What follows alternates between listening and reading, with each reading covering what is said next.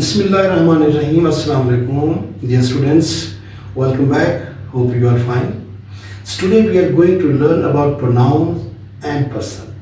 These are very simple topics, but they are so important. So the first one is pronoun.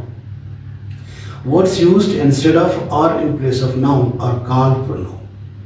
यानी वो अल्फाज जो noun के बदले या नाउन की जगह इस्तेमाल होते हैं वो प्रोनाउन कहलाते हैं. एक्चुअली होता ये है कि जब हम किसी शख्स या चीज़ के बारे में एक से ज़्यादा मरतबा बात करते हैं, उसकी फर्दर डिटेल और इन्फॉर्मेशन देना चाहते हैं, तो हम उसका नाम बार बार नहीं लेते बल्कि कुछ अदर वर्ड्स यूज़ करते हैं और वही तमाम अदर वर्ड्स जो हैं प्रोनाउन कहलाते हैं.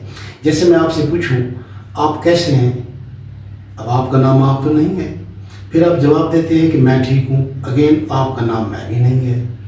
मेरा एक दोस्त है, मैं उसके बारे में आपको इंट्रोड्यूस कराता हूँ. असलम मेरा दोस्त है, असलम 6 क्लास में पढ़ता है, असलम मेरी क्लास का मॉनिटर है, असलम एक अच्छा लड़का है. इंट्रोडक्शन नंबर 2, असलम मेरा दोस्त है, वो 6 क्लास में पढ़ता है, वो मेरी क्लास का मॉनिटर है, वो एक अच्छा लड़का है. अब कौन सा इंट्रोडक्शन ठीक है? यकीनन आप कहेंगे दूसरा. तो पहला क्यों गलत है? इसलिए कि फर्स्ट इंट्रोडक्शन में बार बार असलम का नाम लिया गया जो कि गलत है. और सेकंड क्यों ठीक है? उसमें हमने एक दफ़ा असलम कहा, उसके बाद अदर वर्ड्स यूज़ किए. मज़ीद एग्जाम्पल से वाज़ेह हो जाएगा.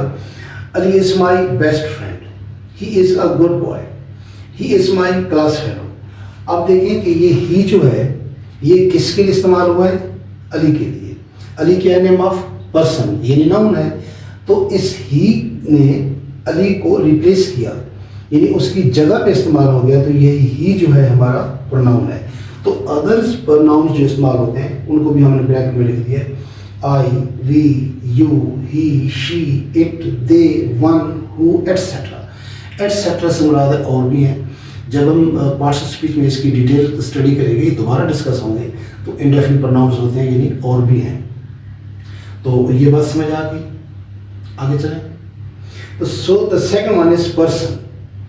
Person is a term used to refer to different personal pronouns grammatically, such as the speaker, the listener, or someone something talked about, and these are I, we, you, he, she, it, they, one, who, etc. These pronouns represent different grammatical status. Actually होता ये है कि English में same word with same spelling different status रखता है.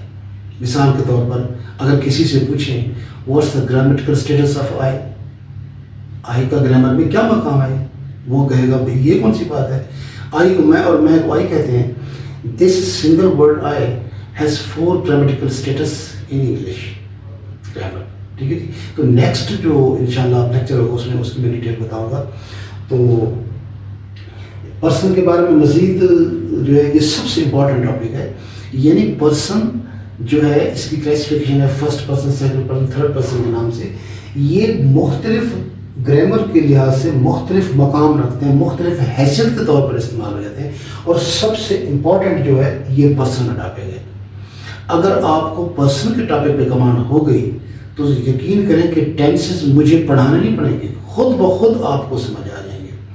अच्छा, अभी हमने ग्रामर स्टार्ट नहीं की, हम क्या चीज़ पढ़ रहे हैं? टेंसेस. आप सोच रहे होंगे कि टेंसेस पढ़ रहे हैं लेकिन टेंस का तो अभी नाम भी नहीं आया.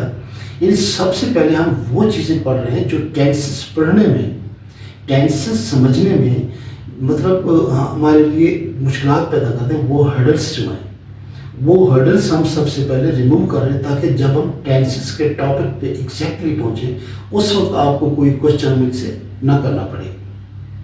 तो आज की बात इतना काफ़ी है. मेरे ख्याल में कोई ऐसी बात नहीं कि इसको बार बार डिस्कस किया जाए. तो कोशिश करूँगा कि असल में टाइम कम होता है, एक अच्छी बात आपको मैं जो है ना एक लेक्चर में रोज़ बताऊँ. तो डियर स्टूडेंट्स, 3 बातें आप अपने अंदर पैदा कर लें. सबसे पहली बात है कि वैल्यू योर टाइम, यानी वक्त की कदर करें.